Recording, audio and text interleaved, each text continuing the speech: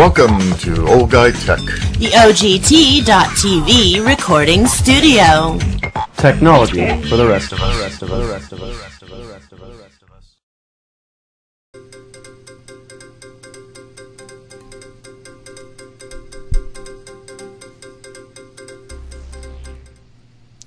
And hello, everybody. Thanks for watching Old Guy Tech TV. Here we are with John Manajastic and Rob Charney, and this is Opinion versus Opinion, in which we get to say just about anything we want to say. And of course, we would like you to call in and help drive the show. Call-in number is 530-621-1210. We've got the number on the screen, so call anytime. Second caller gets a $10 gift certificate to Starbucks. So that's a good deal. Number one, number two. Number if I went the other way, it would have been rude. So yeah. We're going to try to go to number 2 this time. But anyway, who knows? But we're here for fun. So we want to make sure that we go ahead and something exciting happened for the Catholic Church today. There is a new Pope. Francis the First? Francis the First, although he's not new. He's old, but new. Got one lung. One lung, yep. So, congratulations to him, and congratulations to all the Roman Catholics or the Catholic Church people out there. I hope all goes well, and we pray for your well-being, I guess. He's the first Pope from the Americas. Yeah, and exactly. And I'm glad to see that because, in my understanding, over 50% of the Catholic Church these days is in the Latin countries. And Africa. That has had amazing growth in both. That's correct. And so it'll be, and one of the issues is, and gosh, you could go on and on about this, but he has dealt with the poverty in Brazil, which, as you and I both know, at least by story, is more abject than it is here. Mm-hmm. Also, they've done, the gang issue is a gang issue in South America. So he brings a wealth of experience with dealing with a society that, at the end of the day, and maybe it's an indicator because Chavez, Hugo Chavez died a week ago, right? Which is going to have an impact on all of South America. One of the things that Romney said during the campaign, and one of the places that he wanted to go to help us economically, etc., was South America. Because they are living the high life in South America. Things are good in South America at the moment. They're doing well. This Pope, I understand from listening to one of the talking heads, he did not live in the Cardinal home that was available for him, which is quite a mansion, I understand. He took the bus to his church every day. He's a real Jerry Brown kind of guy. Yeah. I mean, he was a man of the people. Anybody could come talk to him. His open office hours was his bus ride. He would encourage people to join him on the bus and talk. And the guy's quite fluent. He speaks Spanish, English, and Portuguese, I believe. And yes. And so he's very articulate. My understanding from what they're saying, he's highly intelligent, and it sounds to me like he is. So I hope the best for the Catholic Church. I actually think, to a certain extent, it's also going to have an effect of integrating South America into the world community, which it is, but then again, it's not. There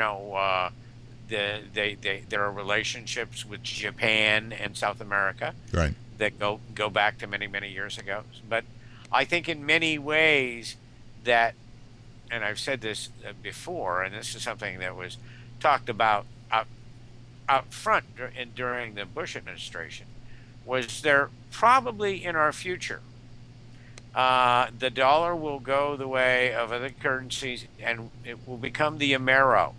And the Amero will be the currency of, you're going to love this, Rob, Canada, the United States, and South America. Okay. Not in my lifetime. I can hear you loving this idea all the way from Not here. in my lifetime. That's why it's a good thing we only got 20-some years to go. That's right.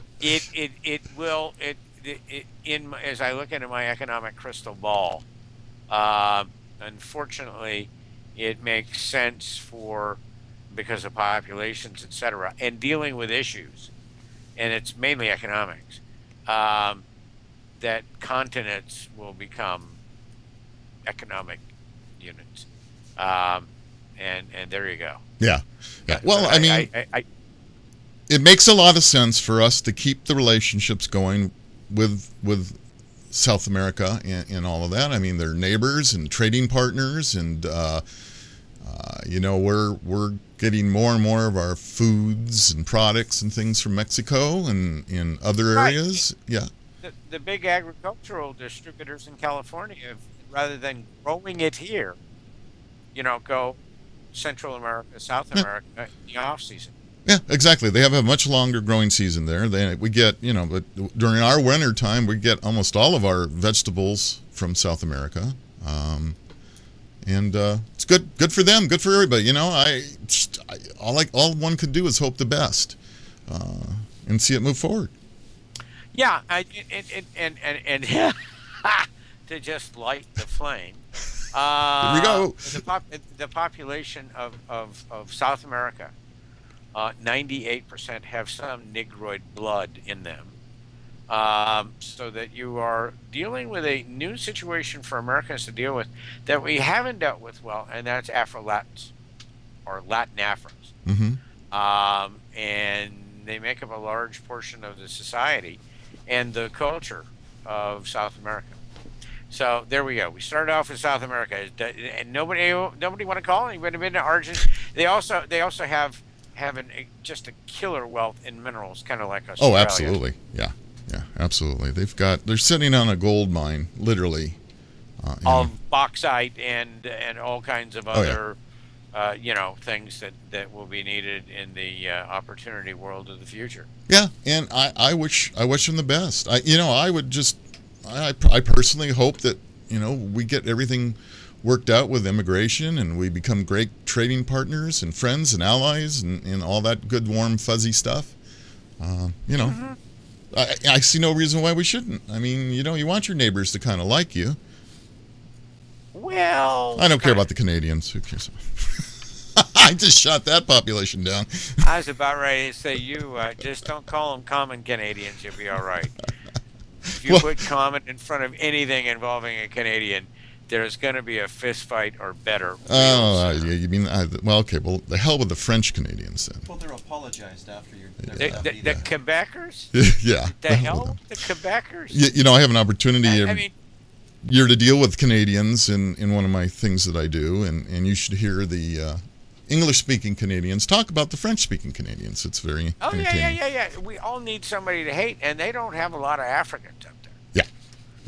It's kind of funny. It's just if we didn't get a call on that one, we're not going to get a call. You just did it. I'm just leaving the seeds in the forest. Of which, just totally off and into Jonathan's bailiwick. I went and saw Jack the Giant Killer. And enjoyed the heck out of that, and haven't seen the Oz movie Yeah. yet. We're seeing the Oz movie tomorrow. Oh, Jonathan's going to see the Oz movie. So. Oh, you're going to the. You're going He's down. He's going to pay money. He's actually going to pay money to go see it. Yep. You call me after the show. I'll give you somebody's name. You don't have to pay to do it. Good. We'll do that.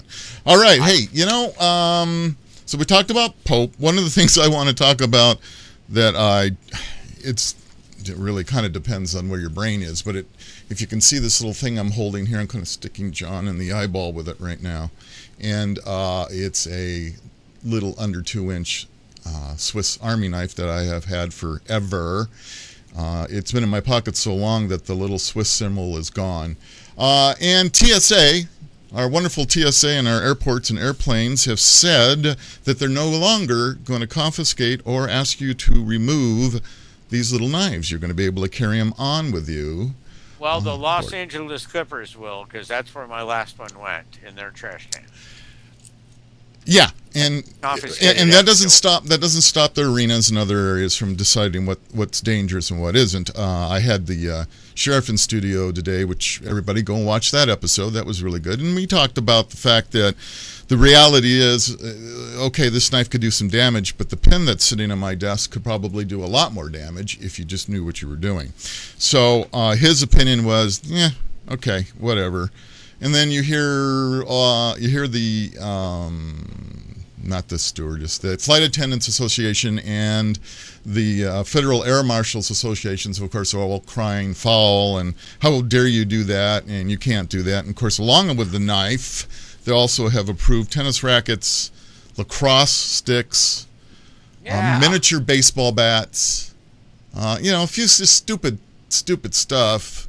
Sometimes I have to walk with a cane, and because my back's so bad, and that's allowed. So it's because you're so cool. It is, but I do believe that all gentlemen should walk with canes. That whole thing with the cane and the cape through the airport. I've seen that. Hey, every gentleman should have a cane. That's Hey, do the James Brown thing. Good God, run back to the microphone. Here's how I feel about it, and I'm naked. I haven't replaced mine yet, which I'm going to do tomorrow. It's so not a knife. Yeah. I mean, the blade is there, but I use it for cleaning my fingernails the most. And there is a neat little toothpick with this one, too. There is a neat little toothpick. There is, when you get to be an older gentleman, a pair of tweezers. So if you see that gray hair that is erupted from your nose in the right angle of the light, you can reach in your pocket and do away with that unsightly piece of age. That's right. You can cut things. That little pair of scissors is very effective. It is a personal grooming device. It's not a knife. It's, I wanted to go to the Clippers game so I didn't say, oh yeah, the old dude's going to cause him some damage in there with the 2-inch knife, and then I'm going to take the tweezers out, and you better clear the hall. That was kind of ridiculous. But this Rob leads to that zero tolerance question. Yeah, well, that was the other issue. We can bring up. We'll throw it in the mix if you want. I had asked John, because John's a school teacher, and I asked him, I said, what on this zero tolerance? Because on the news has been a report of a young girl taking her cupcake and making what looked like a gun out of it, and a young boy who folded a piece of paper and made a gun-looking thing out of it.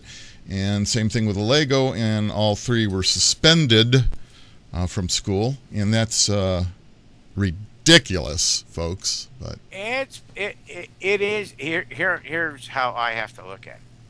It is ridiculous. I mean, from the standpoint, I had a buddy of mine's son get expelled, which means he could no longer go to the high school with the kids that were his peers for having a pocket knife, not a Swiss Army knife, but a regular, pocket knife in his pack, which he claimed his buddy had given to him. And I don't know, I'll buy that, I won't buy that. I personally would look at him and say, no, brother, you can get busted for that. You figure out someplace to put it other than on me. But at the end of the day,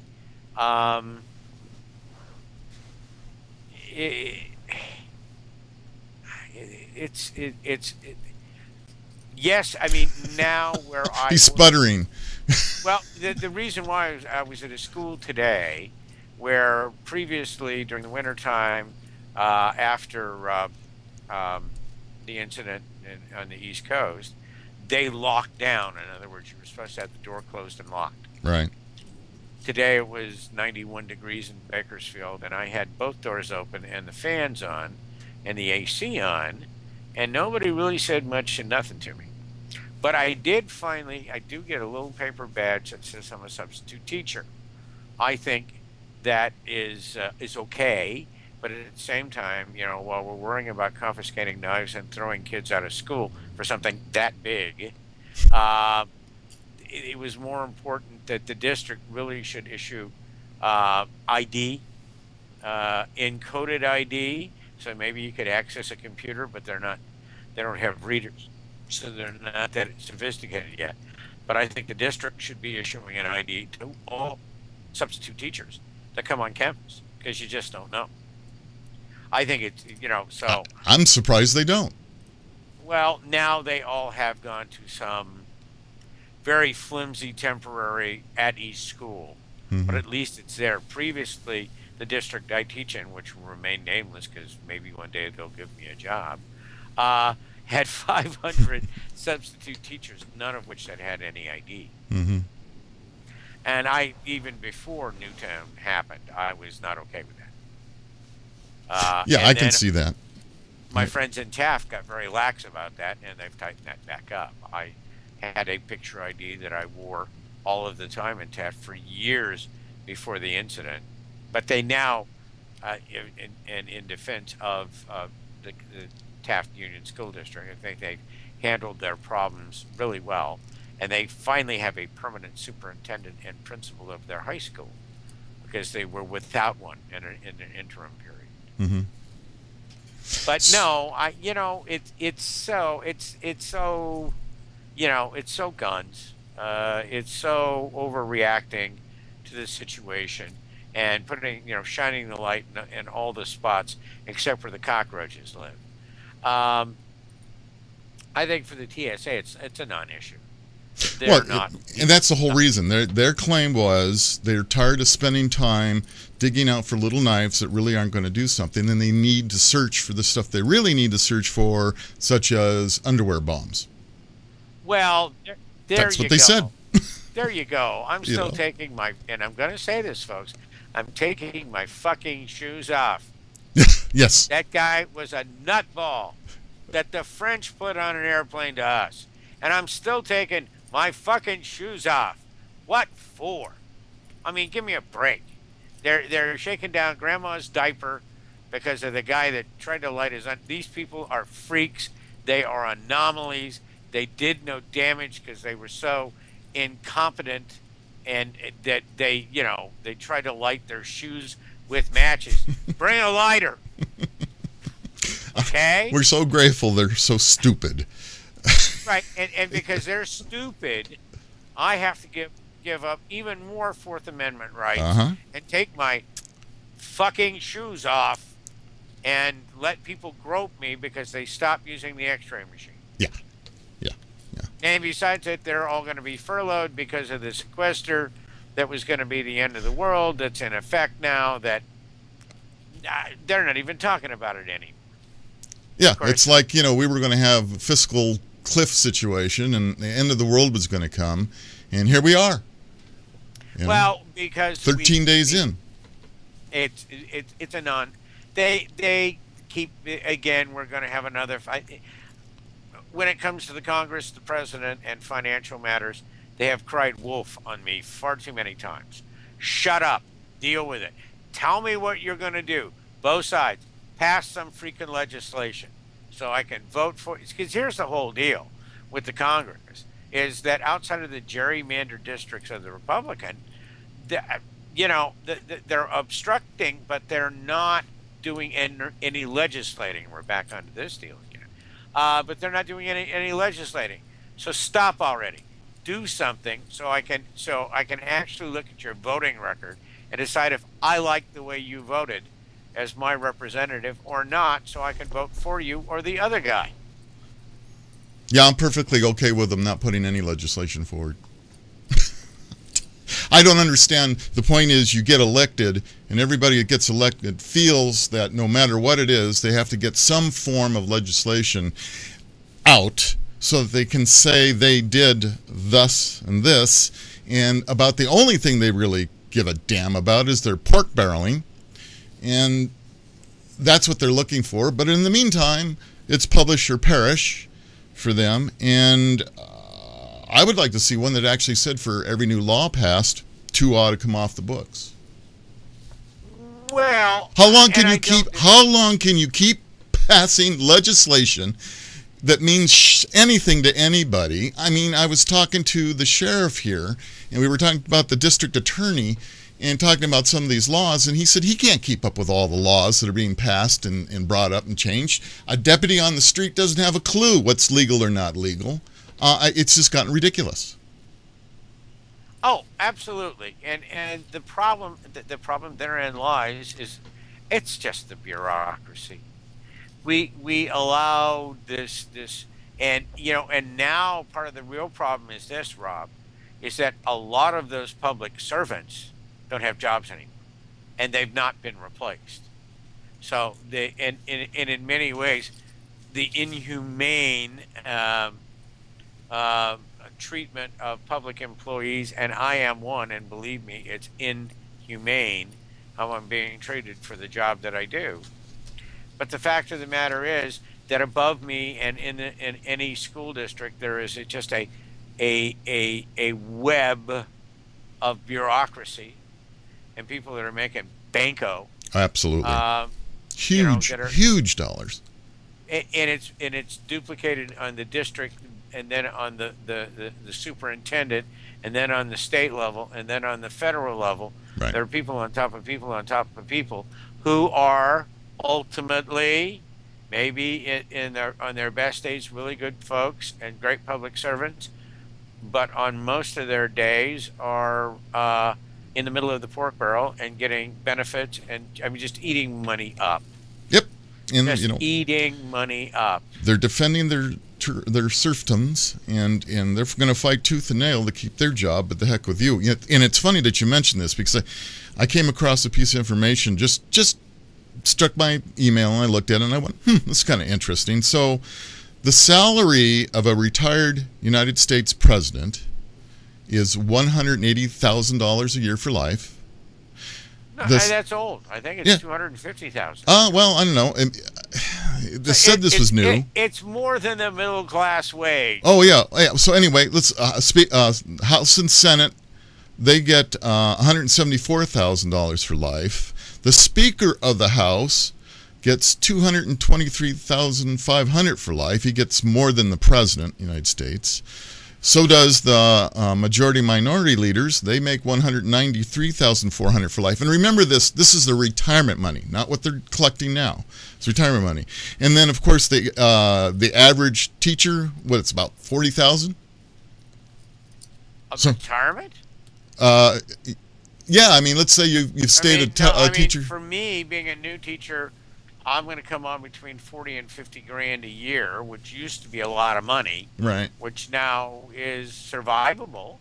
There is an opportunity that I could very long reach, teach at our old alma mater, and that is in the 50s, but still making $50,000 a year. Am I going to live anywhere in Santa Monica? The hell no.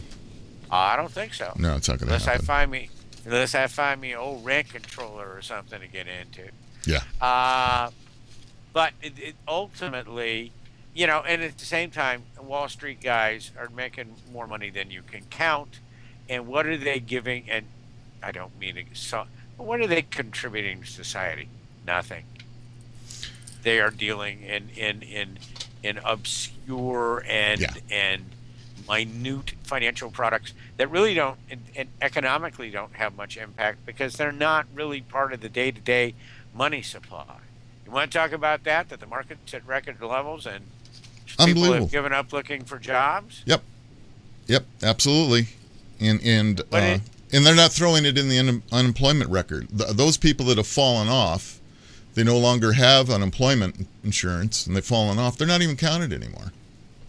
And and Rob, you know this as well as I do. You go down to Sacramento, there are people that used to volunteer at the homeless shelter, right, that are now living there. Right. It is, and I must, because MSNBC had the guy on that made the 47% tape of Romney. It was their big deal for the day. But the issue of it is that 47% makes less than $20,000 a year for a family of four. Yeah. I don't know how. I don't know where they live. I don't know what they eat. I'm a single individual, and unless I see 36, yeah, and that's skimming it. $3,000 a month. I agree with you. I don't know how you do it. They have to be throwing in the way low income areas, maybe in the South, and where property's cheap. And Oh yeah. And you've got no cable, and you've got no. Yeah. But at the same time, there was that Fox News thing in the election where they said these people have refrigerators and microwaves, and I went, it's the United States of America in the 21st freaking century. Yeah, give me a break. Of course, they have refrigerators and microwaves. That is not a luxury. That's like, hey, guess what? Where I live, if you ain't got air conditioning in your car, park it. Yeah, because you're not going to want to get in it. No, there's a good 6-8 months a year you're not going anyplace. Oh no, that would be horrible. So folks, we're just sitting here throwing it back and forth from South America to 2-inch knives and those bastards are stealing from us there in Washington. It is the highest per capita income area in the United States. I learned something else out. Also is kind of interesting in trivia facts, since nobody seems to want to call us. Come on. We were talking, Obama announced the fact that they were going to stop the tours of the White House, right? So they're talking about reinstating it for students. Yes, now they're talking about that, which is interesting because one of these brainiac economic type guys said, you know what, all that has to happen is that Obama can choose not to play golf for one day, and it'll pay for the whole year of the tours. Okay. I could accept that. I accept that one way or the other. The whole thing of it is presidents have, Nixon had a bowling alley put in the basement of the White House because he loved to bowl. Sure, but that was a lot cheaper. You didn't have to take a whole crew, and you know what it takes to move a president. I just don't. People are criticizing that Obama. He goes to Hawaii and sends gazillions. Well, there's a couple of things. Number one, it's his home to a certain extent. He also goes to Chicago. He goes there for vacations when he's on vacation. Yeah, he went down to Florida and played golf with Tiger, but Eisenhower went all over everywhere and played golf with everybody. Part of the Obama issue is we live in a much more dangerous world. The 21st, that movie about them taking the North Koreans taking the White House and taking the president hostage opens. I was at the movies the other night. Gosh, it's all Armageddon. Every trailer. But I mean, and Obama has the highest security of any president because, frankly, he's the first African American president, and there are. I'm not arguing about that at all. Level of threats. He needs the best there is in security. I don't argue with that in a moment. Not at all. That wasn't even the point. But the point is that if he doesn't go golf, just don't golf for one day, Mr. President, please, and then the tours can open up for everybody. Yeah, but Congress shouldn't. How many was it? 41 times they voted, 41 or 31 times in the last Congress, and now my friend Ryan the Tool wants to repeal Obamacare. Otherwise, only the parts that he doesn't like, the ones that benefit him, he wants to keep in. But they voted for it, and the cost to us, the taxpayer, was something like $10 million to take these 31 votes to repeal Obamacare. Yeah. And that's the thing you got to realize, people. Tonstoffel, there is no such thing as a free lunch. When these people do legislate, we pay for it. When they don't legislate, it's like the Marx Brothers. Oh, you don't want us to play? That's going to cost a lot of money. You know what? And really, as a conservative here, I'm so done with this Obamacare thing. The hell with it, guys. Move on. Just move on. Put it into action. Let's just do it. Let's see what happens. Move on. I'm tired of hearing it. I'm tired of all of it. I'm tired of it. Like I said, the big bad wolf. You've cried wolf too many times. Let's put the wheels in motion. Let's start. I know you would, but the problem of it is, if it's a bad law, you don't know it's a bad law until it's enacted. And guess what? In all outside of the oligarchy and all the money, and young people out there have, and I said this to my economics and government and history classes today, you should have a singular purpose in life, and that is to get money out of politics or get rid of politics. Because it's just being fueled by media money. It's just being fueled by absolutely. billionaires. Look what it costs to It's run that for president. These people are not doing your business. Can you imagine $1 billion to run for president? A piece. Yeah. How upside Bill. down and stupid is this? This is just. Well, and we touched upon this last time. As you know, as you consider me saying, I'm the biggest idiot in the world. I voted for Obama. Regardless, and I'm almost tempted, since I'm not a registered Democrat, though they seem to think I was. Whether you vote for somebody or not is not important anymore. It's like being hustled by a con man. Come on, we're holding your member. I'm not a member of the Democratic Party. I don't buy into that. But I mean, Rob, I got just $3. Just give us $3. And I said, I am effing broke, and you are responsible for some of that effing brokenness. And you just let the banks discharge my debt, and now I have to take it as income on my income tax, Right. and also pay off the debt. Yeah. It's too big to fail. But here's the deal: that all they want is money. And I wrote them an email. Of course, nobody ever saw it, but I'm going to vote for you. What does that mean? That's wonderful. Now, can you give us $5? Yeah.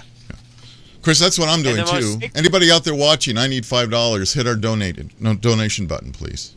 Hey, come on. We need a fiver. We need some money. But the thing of it is, they cannot, that in itself goes to show that politics are no longer political. It is not of the people, not of the populace, where political comes from. It's all about the money. Yeah. Thanks for voting for me. Now give me $5. Yep.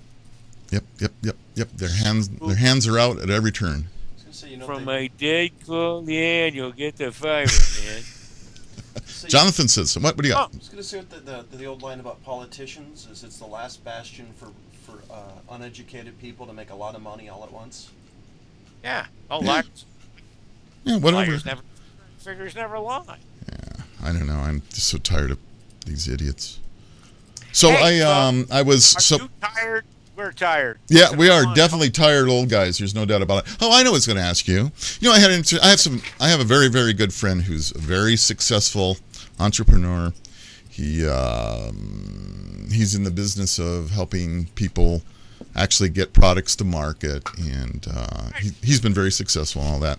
And he, I've been kind of begging for money and trying to get commercials and all this stuff. And he says to me, "Did you ever think that because you use the word old in your show that you've lost about 20 years worth of life of people that because it says old guy tech, they're not even going to look at your show?"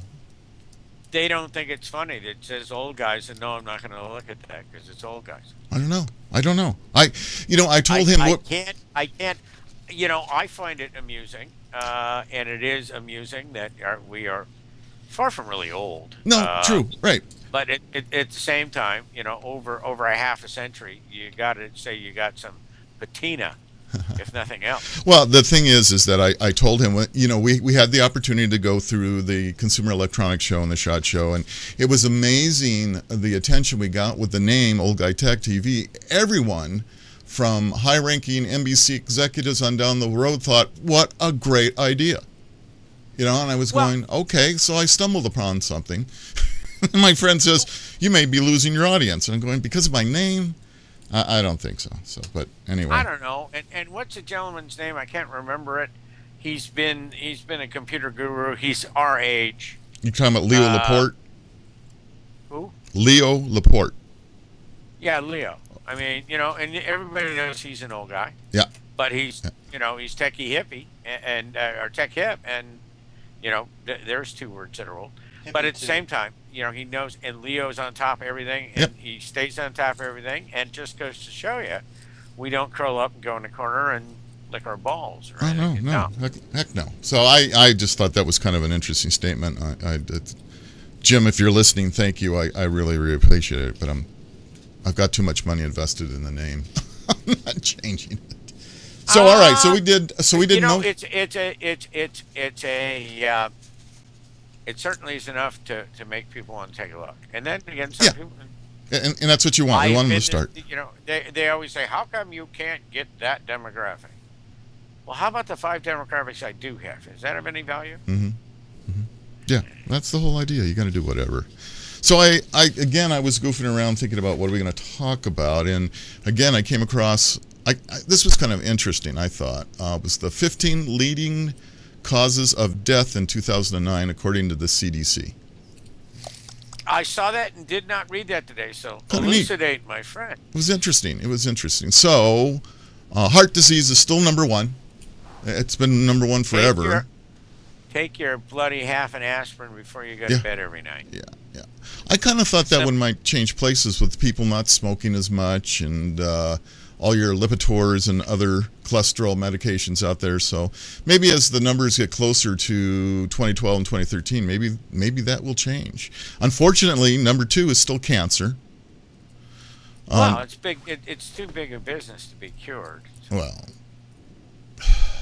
and the other issue is I don't know if it was you or who was talking about, but the number of the compendium of diseases.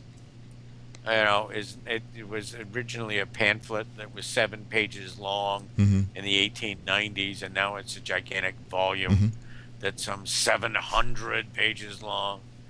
Well, we've created many of our own problems. I'm definitely a libertarian about that kind of stuff. Yeah. I understand. Yeah, we've got all these resistant bacterias that are causing problems now. They have nothing to kill them with, and people are dying seriously on that situation. So stay tuned on that one. To be honest with you, Rob, and and Jesus ought to get somebody to call. I'm a believer that we've messed with the disease cycle way too much, and Mother Nature will always win out. And when you realize in World War I, right, 8 million people died as a result of World War I in Europe, mainly. Worldwide, some 14 million people died from the flu. And at the turn of the 19th to the 20th century, losing approximately 22 million people worldwide was a huge population impact. It also opened the door for a great deal of change. Because you had very young and very old dying, in the middle being there and kind of figuring it out. But those, like the plague, offered an opportunity for serfs, slaves. Hey, so many people died when rich people finally recovered and needed stuff done for them. It was like, hey, you. I said, yeah, me. I'll do it 8 hours a day and you need to pay me this much. Right? They had nobody else to go to. Yeah, no, they didn't. I think our alteration and insertion into the disease cycle somewhat has upset the balance. That thing. Remember when we were concerned about overpopulation in the 70s? That's long gone, huh? And that's not. We don't. That's because we, unfortunately, are down to zero pop, or we have greatly cut it back here in the United States. The Chinese have gotten involved with doing it. But kind of like dams, we're finding out in the long run, maybe it's not the best idea.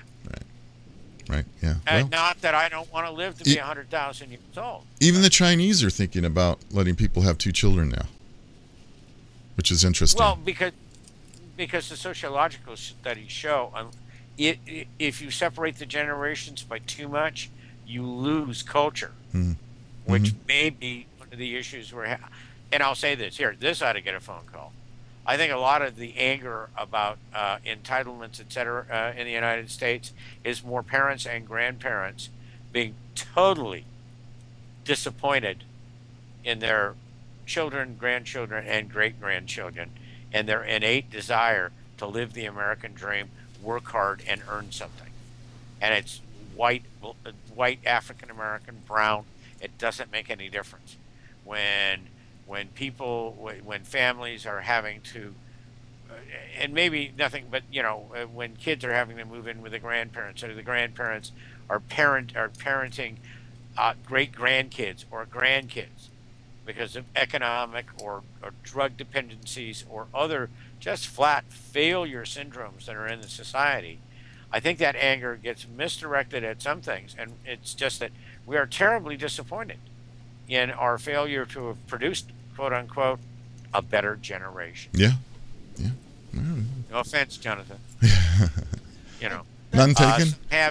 Jonathan wants to say something. Now you got him going. Okay, go ahead, Jonathan. Well, I'll turn up your mic even. Well, I get that. I thought as a kid, praising everybody every second of the day, whether they won or failed, was a huge issue. I think there's a lot of things that they did on my generation that helped create problems. There's no clear... Oh, you've opened up the door. You mean little Johnny? There's no winners in a baseball game. Yeah. Everybody's all the same, right? Well, the thing about that I think is weird is, you as a kid, I realized I screwed up when I failed, but that should provide some sort of drive. Okay, don't do that again.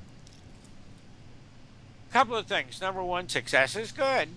But on the other hand, I can tell you, and it's difficult for me to tell this to kids, you're going to learn more by failing than you ever learned by succeeding. Well, and that's always been true. That's a very true statement.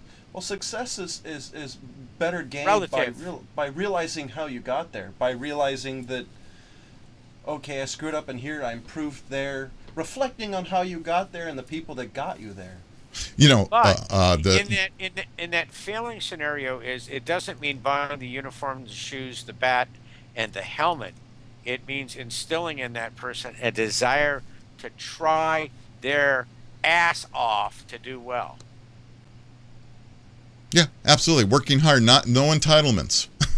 Work for what you want, and to teach kids that are no winners and no losers, when life is anything but fair. Yeah. It's not fair. Yeah. No, it's just crazy. So let's see. Number 3 is chronic lower respiratory disease.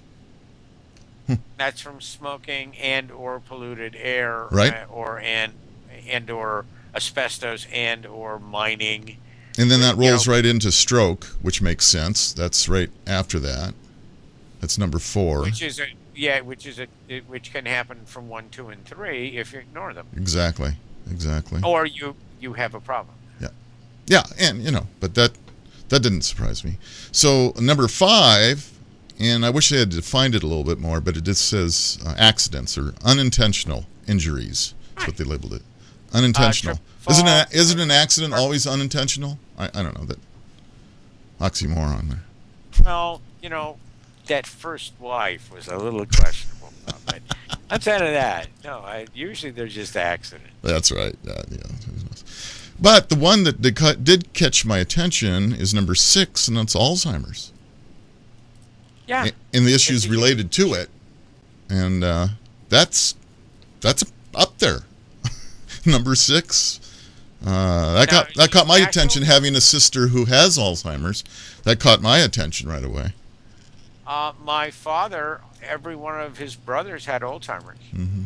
I don't know if Dad did or not. He died a bunch of years ago. At 77, he made American life expectancy. Right. He might have. He had a stroke. They happen all the time. Yeah. And the thing is, and here's the deal, folks. You may never have been the top athlete, and you may never have been a bike rider. You may never have been a lot of things, but the issue of it is, as you get older, you have to exercise, whether it's just walking 2 miles a day, 3 miles a day to keep your circulation up, to get your heart rate up. It all has to be done. And even if, there are people that are so sedentary, I can't even discuss their lifestyle, but be that as it may. And I'm the first one to blame myself. I don't get enough exercise either. I'm sitting in front of a computer too much, but we're working on that. So after Alzheimer's, diabetes, Still a major Yeah. problem. What problem? Diabetes. Oh, diabetes. Yeah. Yeah. Still another big one up there. Number 8 is the flu, and the flu Yeah. that turns into pneumonia. Oh, and again, younger, older.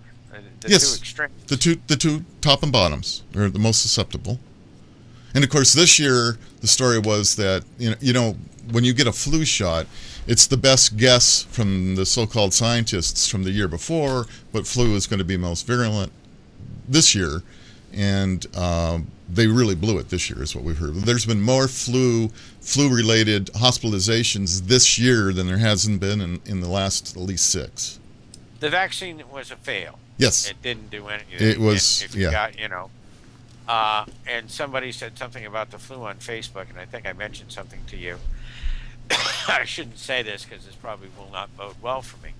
I have not had the flu since 1969. Yeah, you told us that. Yeah, that was hard to believe. And now that you're teaching school, I want to see if that ever changes. They don't get to buy me. $20 says he does. $20 no, already. John's got 20 on the table already. My problem as of late has been sinuses, Huh? which has always been a problem with me in some sort of way. Now, they were bad when I was a kid. The tonsillectomy adenoidotomy was, they said you had an adenoid, and I did. Had adenoids the size of a grape, and that was my 18th birthday. And sinus infections and allergies are the two things that will lay me to waste. Outside of that, not so much. But then again, I never had mumps, measles, chicken pox, any of that stuff. I don't know how you got through all of that. I had all of it. Oh well, doesn't matter. So, wait a minute. Let me take the shirt off, and you'll see the blue suit and the red ass. No, I just am very fortunate health-wise, and I therefore will live until I die, and then someone Really? will- What a He'll be- profound statement. You're going to live He until you died die. he got a stinking cold and he died. Ay caramba. Oh, all right. Okay, number 9 is 90 years. He got a cold and he died. you're going to die of something. Something's going to kill you. That's the way I look at it. Get you someday. Yep. Kidney disease is number 9. So there's still a lot of people with My kidney father problems. kidney cancer from smoking a pipe. Really?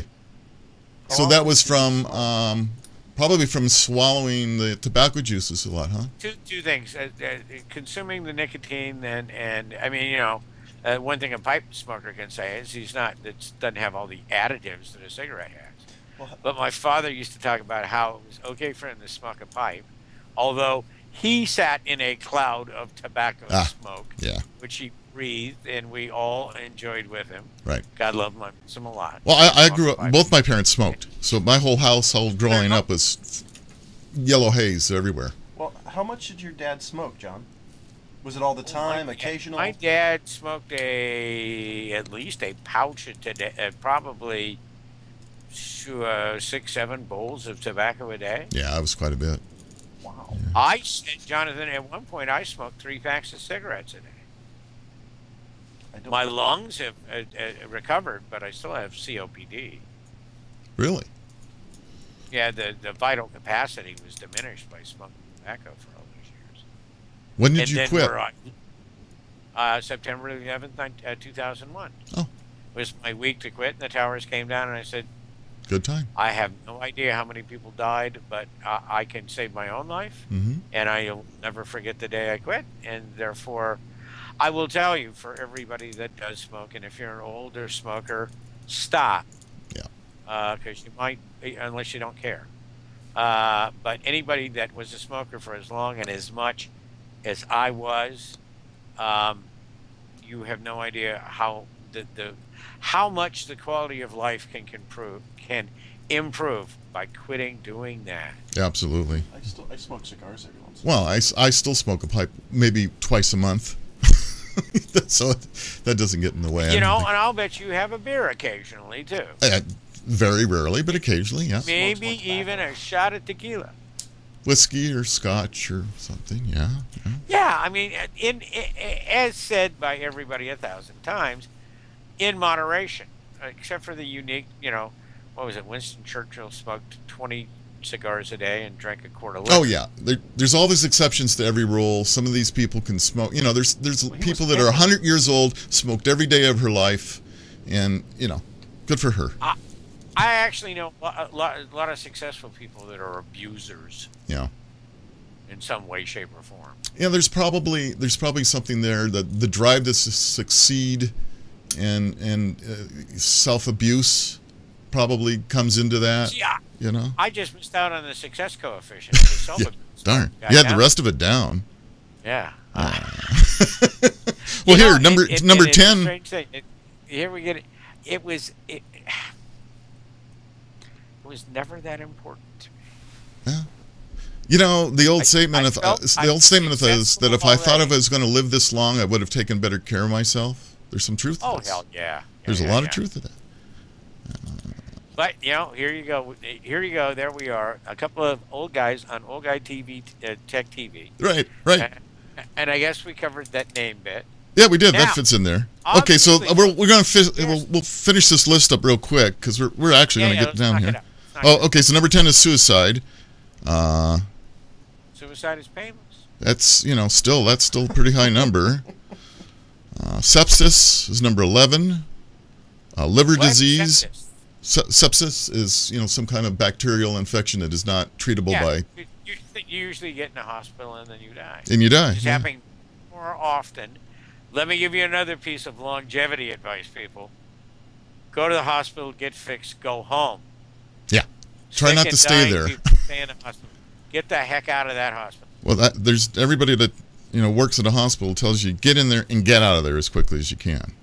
Get what you need to get done, and go the hell home. That's right. So then we've got liver disease, 12. High blood pressure, 13.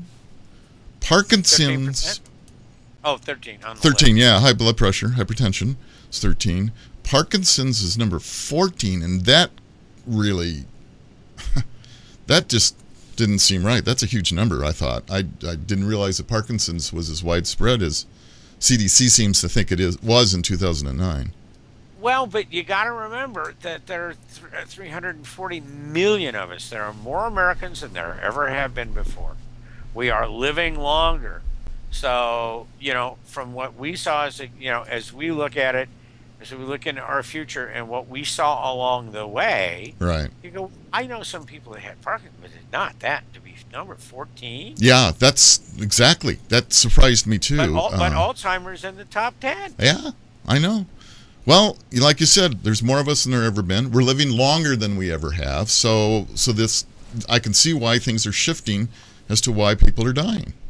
Okay, is prostate anywhere? Nope, no, it's not anywhere near in the top 15. That's because the CDC's a bunch of male doctors. Well, I also believe, the PSA tests have been around for quite a while now, and I think prostate cancer is being caught way more now than it ever was. Earlier. But it's guaranteed. Any man over the age of 50 is going to have some kind of prostate cancer experience between 50 and 80, or 50 and 90. We're all going to get it. Yep. It's like, supposedly we don't go through menopause, which I respond to bullshit. Because there was a point, there was something going on.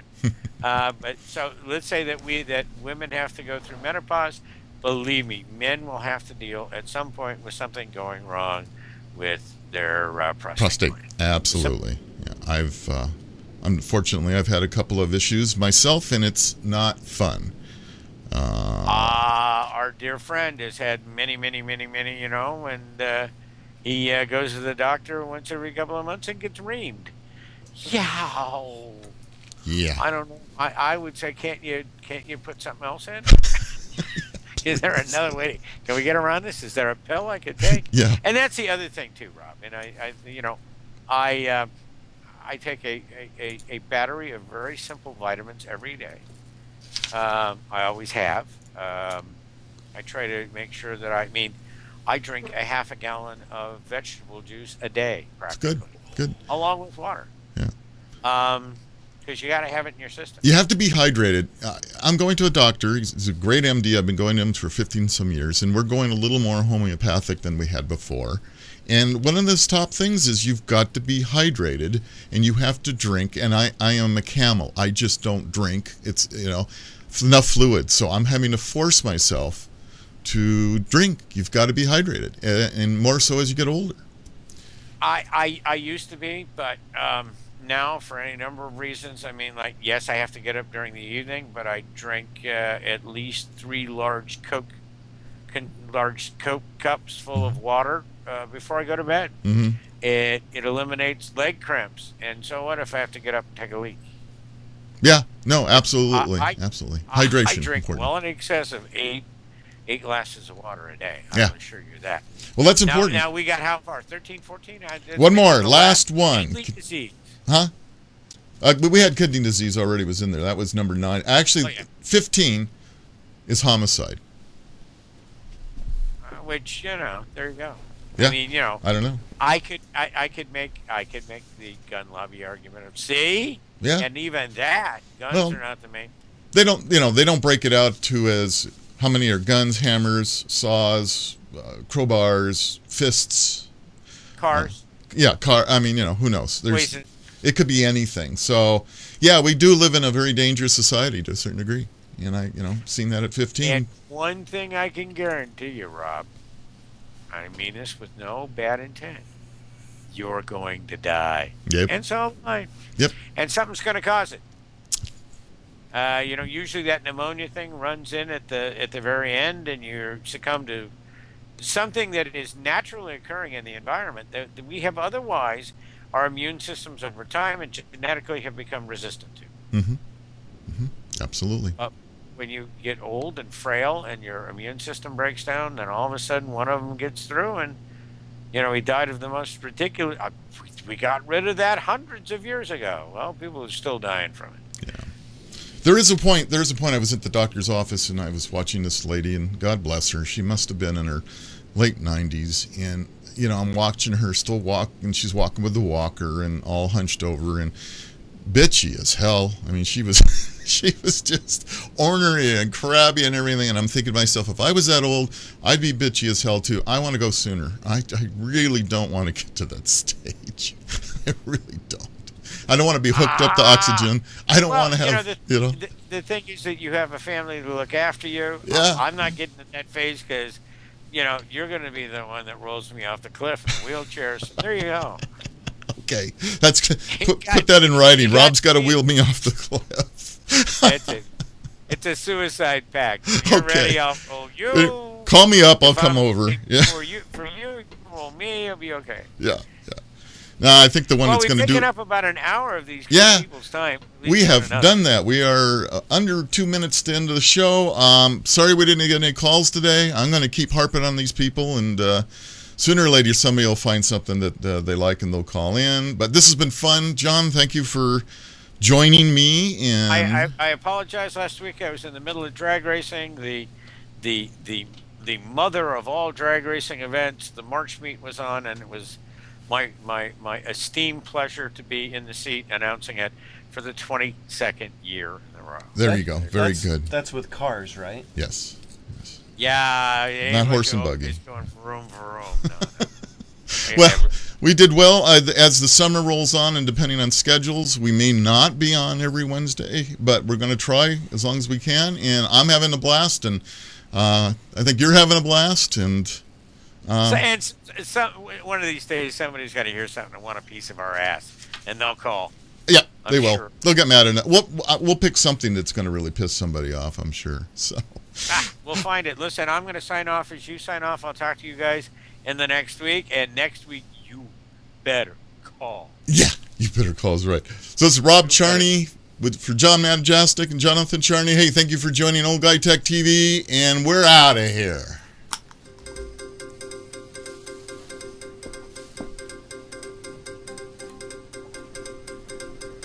Are we out of there?